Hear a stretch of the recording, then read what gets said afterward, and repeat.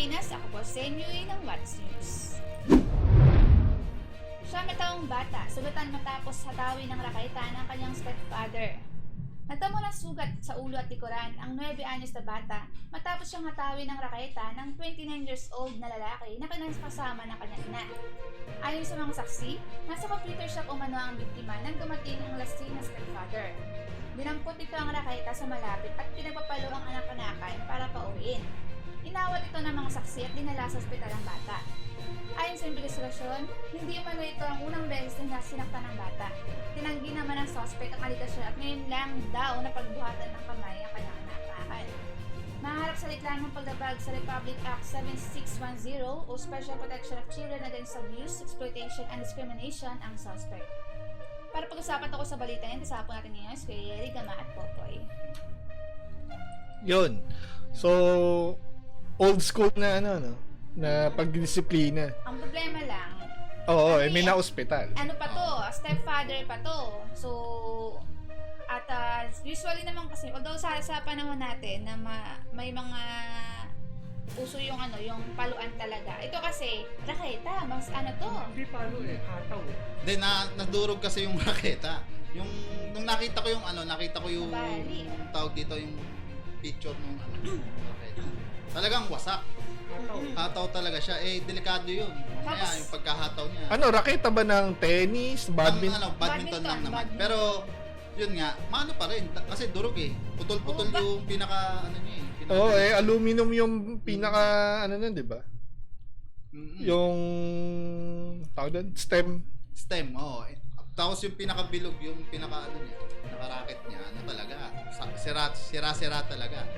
Ilang taon lang naman kasi yung bata. At- Malambot-tabot. Oo, 9 years old pa yung bata. Ito pa, yung raketa, nasa loob ng lalagyan yun.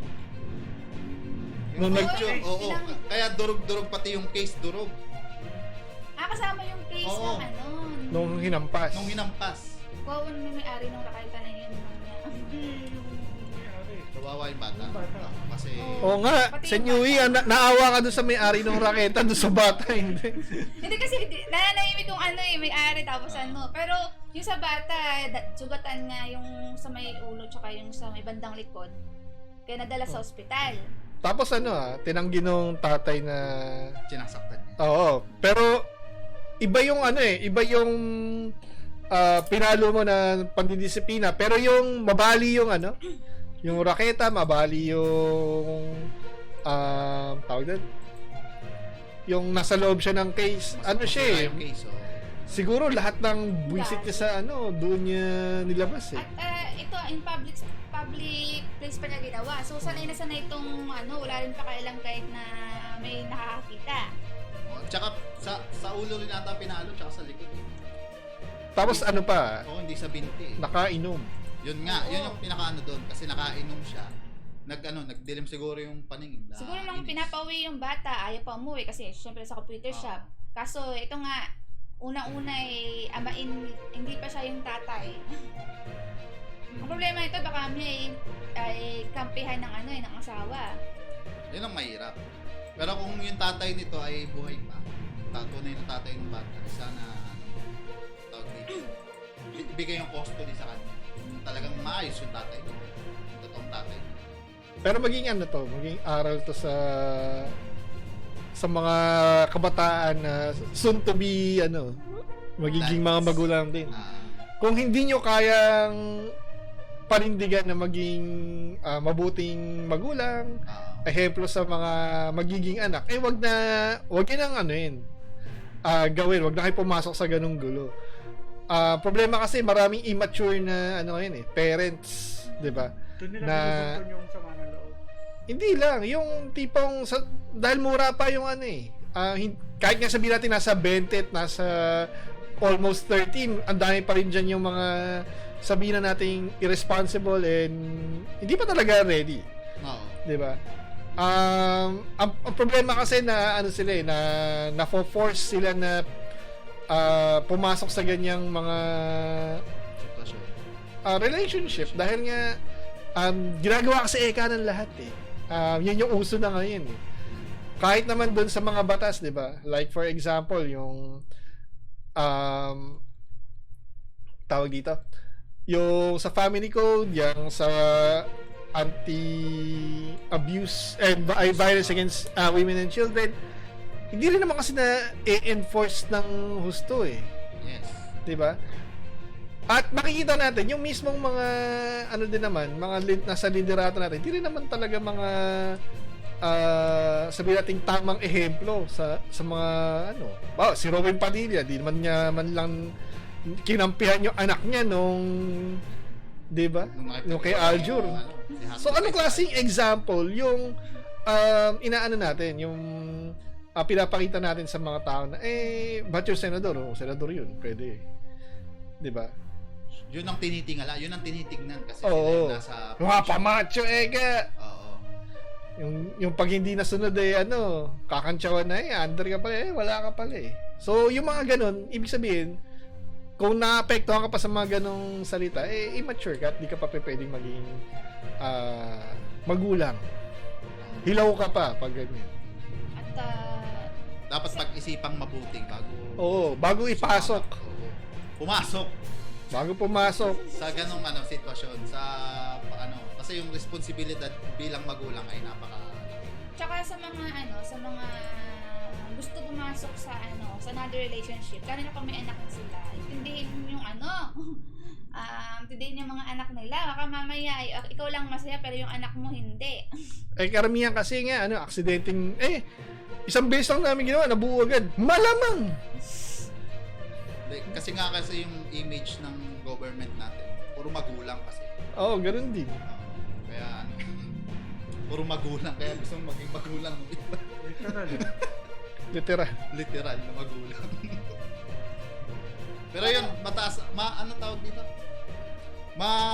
Malupit na nga ang child abuse sa Pilipinas kasi talagang nakikita na Oo, dati kasi normal yung papaluin ka na. Noon kasi palihim pa Kahit na anong sigaw pa ng bata sa kapitbahay niyo, pag alam mo pinapalo naman sa dito ganyan, walang tatawag talaga ng na bantay bata niyan. Yung mga papangamalo nun, mga yung tambo na tambo ba tawag doon? Tambo yung yung makakapal yun. Pinalo na ako naman. Pero ngayon kasi dahil sa social media, maingat na yung either patago na magpalo. Dahil nagbago na ang panahon.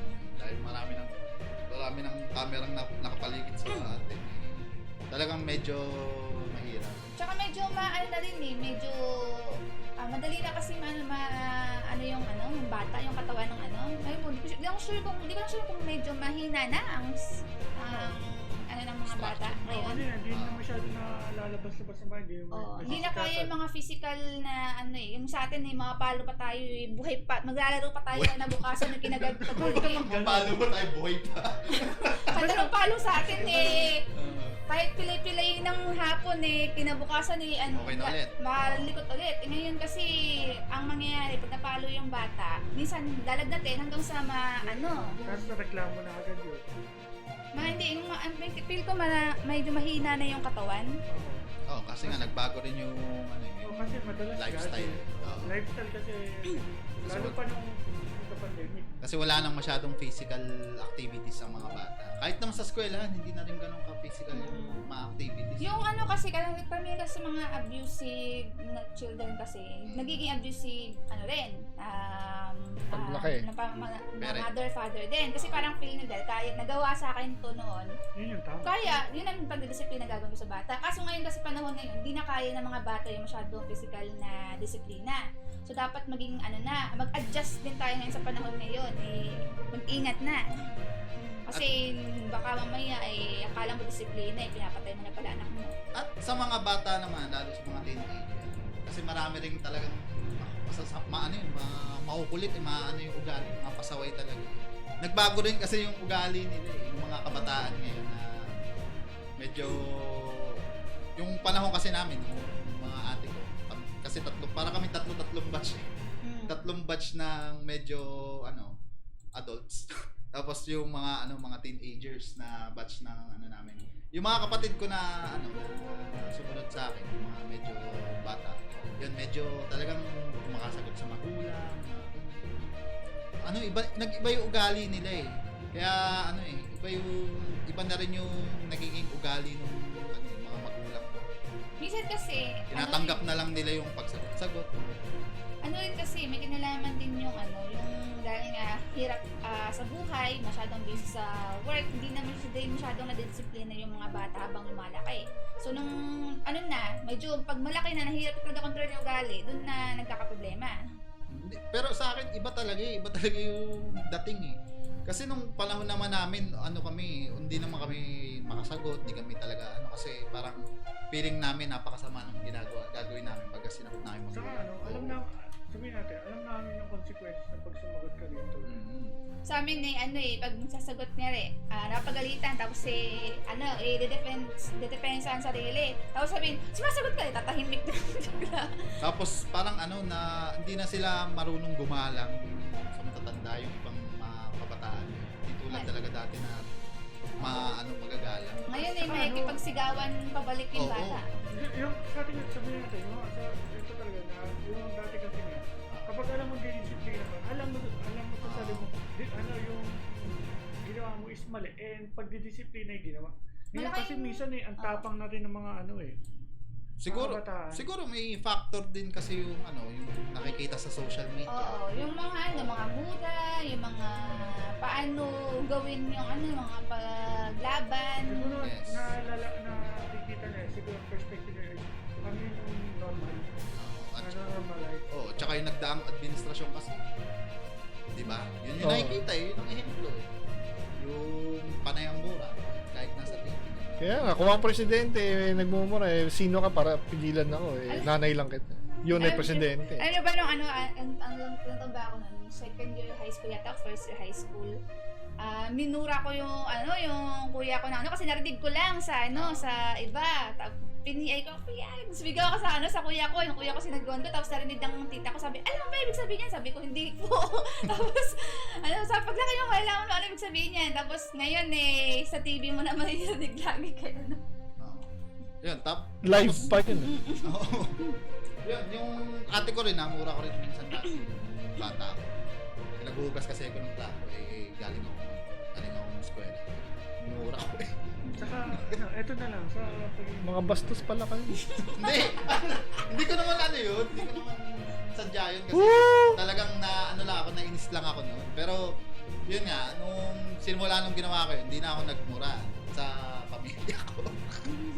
Yun. Pero, syempre, sa mga kabarkada, kasi, yun nga, naging parang expression yung mura eh. Pero sa totoo lang, mali talagang magmumura.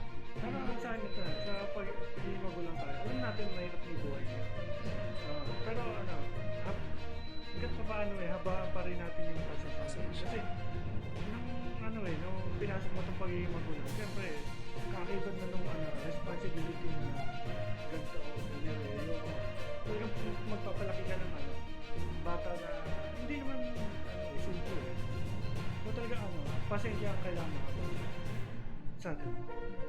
Yun. So, yan po ang ating balita patungkol sa usaping yan. At para po sa iyo pang issue. By the way, di ba? Tawag dito yung ngayong simula ng 24 ba? Or 25 yung yung 18 days na Yung violence against against yung women. campaign, Wow.